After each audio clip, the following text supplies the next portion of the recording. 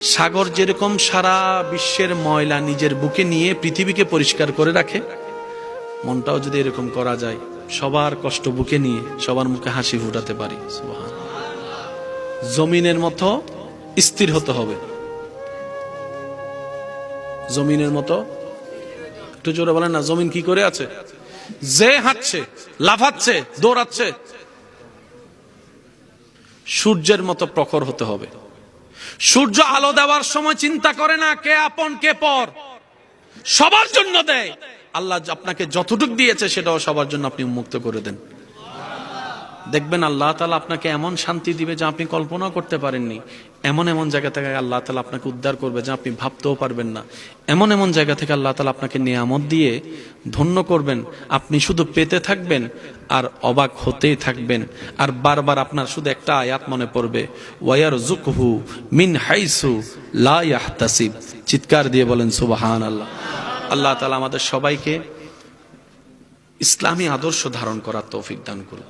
তোমরা যেরকম আপনদের দেওয়া কষ্টে ভেঙ্গে পড়ো, চোখের পানি ফেলো, মেজাজ গরম করো, আমার যারা হবে তাদেরকে তেমন দেখবে না। ইউসুফ নবীর মতো তাদেরকে স্থিরভাবে খুঁজে পাবা।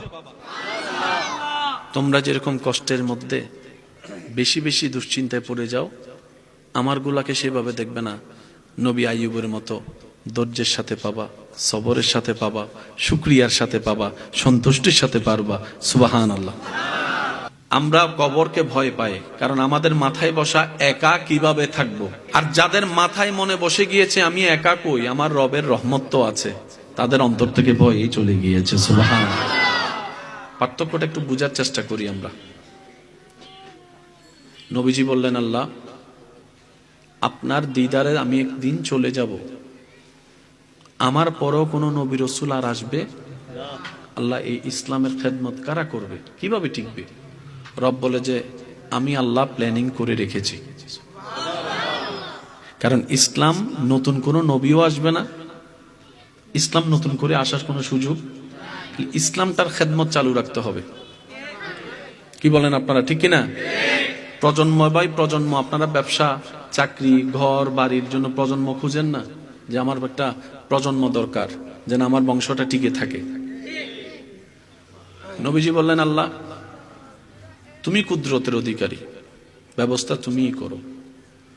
রব বলেন, আপনি আসার পরে, জাহিরান দুনিয়া থেকে বিদায় নেওয়ার পরে এই ইসলামের খেদমত সাহাবায়ে কেরাম আহলে বায়েতরা করবে। বুঝবেন জিনিসটা? তো সাহাবাদের তো একটা বয়স নির্ধারণ আছে, 50 বছর, 60 বছর, 100 বছর, 150 বছর, 200 বছর। যেমন এক সময় মুক্তিযোদ্ধা ছিল বাংলাদেশে অনেক বেশি, যত সাল সামনে যাচ্ছে আসল মুক্তিযোদ্ধার সংখ্যা, এটা স্বাভাবিক জিনিস। তো সাহাবা তো একদিন চলে যাবে, পৃথিবীতে একটা সাহাবা তো থাকবে না, যেমন এখন নাই। আল্লাহ পাক বলে, হাবিব আপনি টেনশন করবেন না, সাহাবার পরে সে দায়িত্ব ইসলামের খেদমত তাবিনরা পালন করবে, তাবিনের পরে তবে তাবিন পালন করবে। নবীজি বলে, আল্লাহ কিয়ামত পর্যন্ত তো তোমার বান্দা আমার উম্মত আসা বন্ধ হবে না, কিন্তু নবী আসা তো নবী যেহেতু আসা বন্ধ, সেহেতু তো সাহাবা হওয়া বন্ধ। সাহাবা যেহেতু বন্ধ, তাবি বন্ধ, তাবি বন্ধ, তবে তাবি বন্ধ। তো কিয়ামত পর্যন্ত এই সিরাতে মুস্তাকিম, সঠিক পদের সন্ধান, ইন্নাদ-দীনা ইনদাল্লাহিল ইসলামের সেই আলো তোমার বান্দা আমার উম্মতরা কিভাবে পাবে? রব্বুল আলামিন বলে, আমি আল্লাহ সিস্টেম করে দিয়েছি কিয়ামত পর্যন্ত এই ইসলামের খেদমত করার জন্য। আমি আল্লাহর বান্দাদের পক্ষ থেকে একটা জায়গা, একটা কোটা আমি আল্লাহ সিলেক্ট করে দিয়েছি, যারা হবে আউলিয়ায়ে কেরাম, কিয়ামত পর্যন্ত ইসলামের খেদমত করে যাবে। সুবহানাল্লাহ। ইসলামের খেদমতের জন্য আল্লাহ একটা দল বাছাই করেছেন, ওনারা হচ্ছেন ওলি আল্লাহ। আর প্রত্যেকটা মুমিন মুসলমান নবী, রাসূল, সাহাবা, আহলে বায়ত, তাবি, তবে তাবি, এক কথায় আল্লাহর ওলি আল্লাহ যারা আল্লাহর প্রিয় বান্দা, সবাইকে মানে, শ্রদ্ধা করে, সম্মান করে, মোহাব্বত করে। সুবহানাল্লাহ। টিকাইতে হবে ইসলাম, বলেন টিকাইতে